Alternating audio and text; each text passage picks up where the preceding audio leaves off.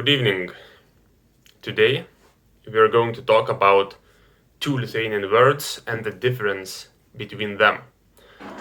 The first word is ko, and the second one is kieno. So what is the difference of these two words and what do they mean? So let us start with the one that we are not going to talk too much about. Kieno. It is a genitive question when we talk about ownership. Whose? Yes, whose? Kieno? Whose shoes are these? Whose shoes are these? Kieno šitie batai? Kieno yra šitie batai? Whose house is this? Kieno šis namas? Kieno yra šis namas? Okay, or whose job is it? Kieno tai darbas? Alright, so kieno asks whose. It's about ownership. Kieno brolis? Kieno sesuo? Kieno automobilis? Kieno čia automobilis? Now, the word ko means what in the genitive case. Yes, so basically is these questions like from what or of what. So a few cases could be when we're talking about what is something made of. Yes, from what something is made, from what material. Iš ko padarytas stiklas. Okay? Iš ko padarytas cukrus. Iš ko daromi dažai. From what is paint made? Or what are paints made of? Iš ko daromi dažai. Iš ko sutverta žemė. What is the earth created of, made of? Sutverta, created. Now other situations where we use ko is, for example, when we talk about what we don't want to do or what we don't want that someone should do. For example, if I would like to ask, what would you like me to draw? I would say, ką norėtum, kad nupieščiau? Yes, what would you like me to draw?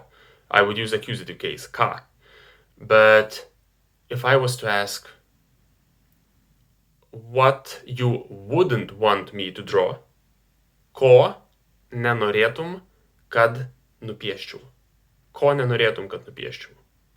So, Ramūnai, ko norėtum? Ko norėtum? If I was to ask, what do you want? Not what do you want me to do, for example. Ką norėtum, kad padaryčiau? Yes. If we're talking about action, what would someone want me to do? I would ask, ką tu norėtum, kad aš padaryčiau? Ką man padaryti? But if we're talking, what would you like? Ramūnas, what would you like? What do you want? Ramūnai, ko tu nori? Ramūnai, ko tu nori? Now, whenever I'm talking what I wouldn't like someone to do, or if I'm asking what someone wouldn't like me to do, I'm using ko. Ko man neparvežti? Ko man nešnekėti? Ko man nesakyti? Ramūnai, ko nenorėtum, kad šnekėčiau? Ko nenorėtum, kad pasakočiau? Talking about food, for example, yes? If I was asking, what wouldn't you like me to prepare for food, for example, yes? Ramūnai, ko nenorėtum, kad aš pagaminčiau? Ko nenorėtum, kad pagaminčiau? For example, you can make anything but this. Ko nenorėtum, kad pagaminčiau? Prašau, tik negamink cepelinų. Cepelinai labai neskanu. Yes, as an instance. So, iš ko padarytas stiklas? Iš ko padarytas stiklas? What is something made of? Yes. Ko norėtum? What would you like? Now another case, another situation where I would use ko if I am asking to bring a certain amount of certain items from any place, let's say a mall, yes, from a shop, like bring me some apples. So the question to that would be, ko man parnešti iš parduotuvės? What would you like me to bring from the shop, yes? Ko norėtum, kad parneščiau iš parduotuvės? Yes, I could ask as well that, ką man nupirkti? I could use accusative as well. Ką man nupirkti? Ką parvežti? But we're using accusative ką more when we talk about things that we know. For example, ką man parnešti? Parnešk mano batus. Yes, and the answer is in accusative as well. Parnešk mano batus. Parnešk miltus. Bring back the flour. The flour. That's then accusative. Parnešk pinigus. Alright? But if I was to say, bring me back some money, bring me back some flour, bring me some potatoes, the question would be ko. Ko tau parnešti? Parnešk bulvių. Ko tau nupirkti? Ko tau nupirkti? Prašau, nupirk obuolių. You see, now it's all genitive. Nupirk obuolių. Parnešk bulvių. Ko parnešti? Ko nupirkti?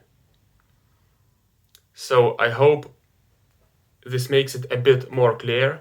If not, please comment below, ask questions, and we will specify. Thanks for your time, thanks for your attention, and see you next time. Bye-bye. Thank you very much for watching. Please don't forget to like, to subscribe, to comment, and to press on a bell, and to become a partner on Patreon or become a member of this channel on YouTube. And as well, you can support this channel by PayPal. Thank you for making this channel better. Iki kito karto.